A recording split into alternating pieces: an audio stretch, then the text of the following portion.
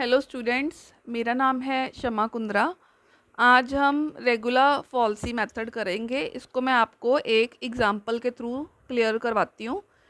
Question है, find the real root of the equation X cube minus 3x minus 7 equals to 0 by regular falsi method.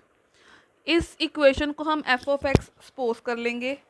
Root हमेशा एक function की value negative और दूसरी function की value positive निकले, उनके इन बिटवीन लाई करती है।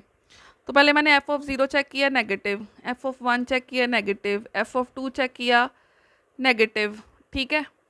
अगर मान लो ये सारी की सारी वैल्यूज़ पॉजिटिव होती हैं यहाँ पे साइन, ठीक है, तो मैं नेगेटिव साइड जाती कि नेगेटिव साइड से -1 -2 -3 पुट करती। लेकिन यहाँ पे बीच में माइनस आ रहे हैं, ऑड भी है यहाँ पे, ठीक है। तो मेरी अगर ये सारी की सारी वैल्यूज़ नेगेटिव जा रही है तो मैं अब 3 की तरफ जा रही हूँ, एफ ऑफ 3। तो यहाँ मेरे पास इसकी वैल्यू क्या आ गई है, पॉजिटिव। यहाँ पे मेरी वैल्यू थी नेगेटिव, ठीक है। तो जो मेरी रूट है वो 2 और 3 के बीच लाई करती है। रेगुलर फॉल्सी मेथड और बाइसेक्शन मेथड काफ़ी लेंथी मेथड होते हैं। अगर आप इसका इंटरवल मतलब जैसे 2 से 3 ले लेते हैं तो आपकी ये इटरेशंस 10 तक या नियर अबाउट 10 चली जाती हैं। लेकिन अगर आप स्टार्टिंग में थोड़ी सी मेहनत करके अपना इंटरवल, स्टार्टिंग इंटरवल, क्योंकि मेरे को इतना पता है कि मेरी जो आंसर है वो 2 और 3 के बीच में है, तो मैं अगर इस इंटरवल को 2 और 3 को छोटा पहले ही कर लूँ फिर मेरा आंसर कम इटरेशंस में निकल सकता है।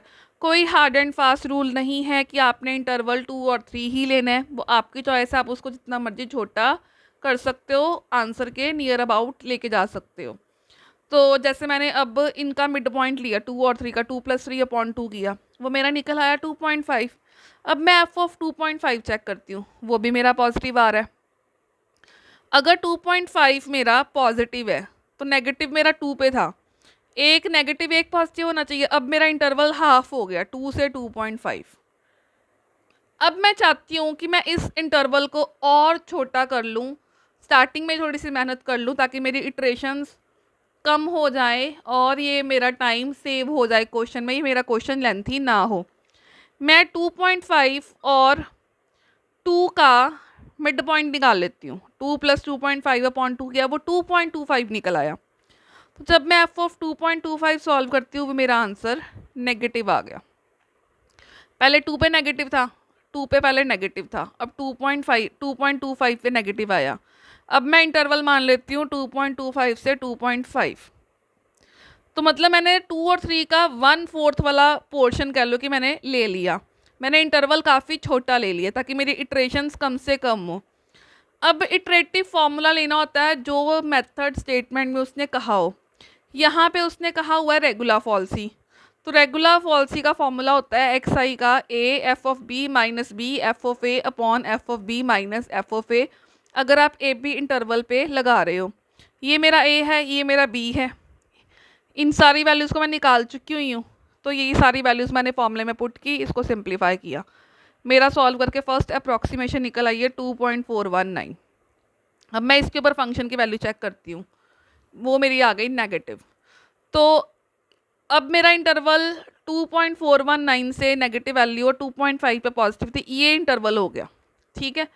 अब मैं सेकंड अप्रॉक्सीमेशन लगाऊंगी। अब मेरा ये ए है, ये बी है, सेम इसी फॉर्मूले के अंदर मैंने ये वैल्यूज़ पुट करके इसको सिंप्लीफाई किया, ये मेरा निकल आया 2.425। तो एफ ऑफ 2.425 चेक किया, वो मेरा निकल आया नेगेटिव, ठीक है। तो ये मेरा क्या निकल आया, नेगेटिव। अब मैंने इंटरवल और छोटा कर लिया, 2.425 से 2.5 ले लिया और फॉर्मूले में वैल्यूज इसकी पुट की, मेरा अगेन आंसर निकल आया 2.425, थर्ड अप्रॉक्सीमेशन। तो मेरी सेकंड और थर्ड अप्रॉक्सीमेशन सेम आ गई। डेसिमल के बाद वैसे भी जब 3 डिजिट्स हमारे सेम आ जाए तो हमारा आंसर निकल आता है। तो सेकंड और थर्ड अप्रॉक्सीमेशन सेम आ गई हैं, इट मीन्स ये मेरा रिक्वायर्ड आंसर है। Thank you.